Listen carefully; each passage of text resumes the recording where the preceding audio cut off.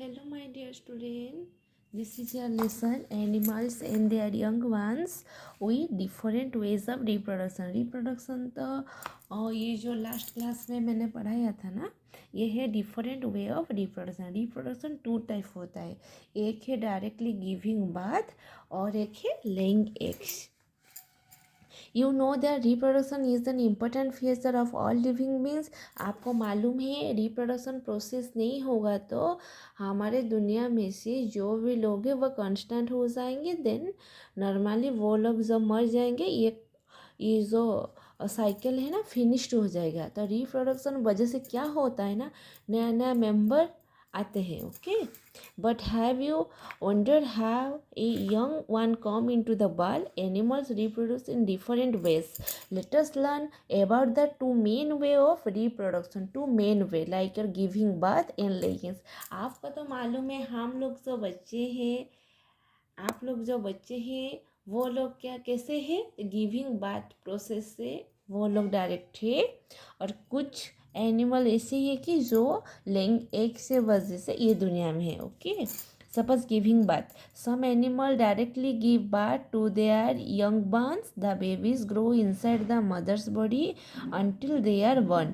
Some example of such animals are elephant, tiger and human beings. आपको मालूम है ये लोग बर्न होने तक मामा के पेट में रहते हैं, मदर्स के बॉडी में.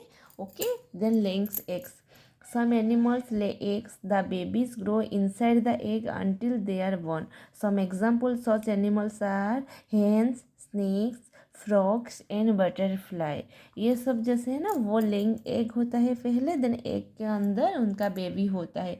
जैसे कि वो लोग क्या करते हैं ना, एग को देखो हाच करते हैं. हाच करने के बाद कुछ दिनों के बाद, महीने के बाद ये क्या होता है ना, हैचिंग प्रोसेस कंप्लीट होने के बाद एक नया बच्चा आता है. Okay, them life cycle of animal. After a living being is born, it passes through the different stages in its life. The stages that a living being goes through make up the life cycle of the living being.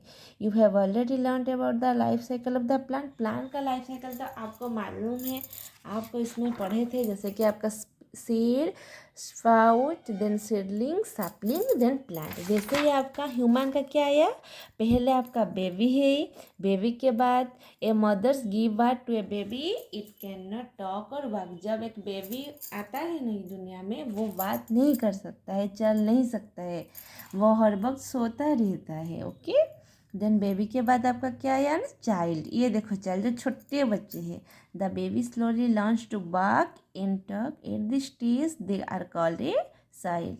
A child depends on their parents for food, safety and education. जो child हो गया, चलना शुरू हुआ, कुछ जानने शुरू किया, जैसे कि ये गंदा चीज़ है, वो खाने का चीज़ है, वो खाने का चीज़ नहीं है, यहाँ पे हमें नहीं जाना है. जब उसको ये सब मालूम पड़ा तो पेरेंट्स लोग क्या सोचते हैं, उसे कैसे पढ़ाएंगे, क्या पढ़ाएंगे, क्या खाना देंगे, ये सब. ओके, देन चाइल्ड के बाद वो क्या हो गया, एडल्ट.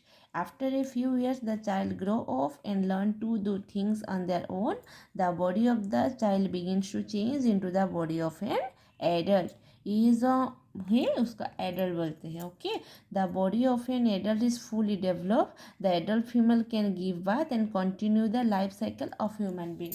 आपको मालूम है जो फीमेल है, आपका पापा जैसे कि मेल बोलते हैं उसको, मामा को क्या बोलते हैं, फीमेल. हाँ, तो फीमेल है. जैसे कि आप बॉयज़ हो तो आपको मेल बोला जाएगा एडल्ट होने के बाद, और आपका बहन जो होगा ना एडल्ट होने के बाद उसको फीमेल बोला जाएगा.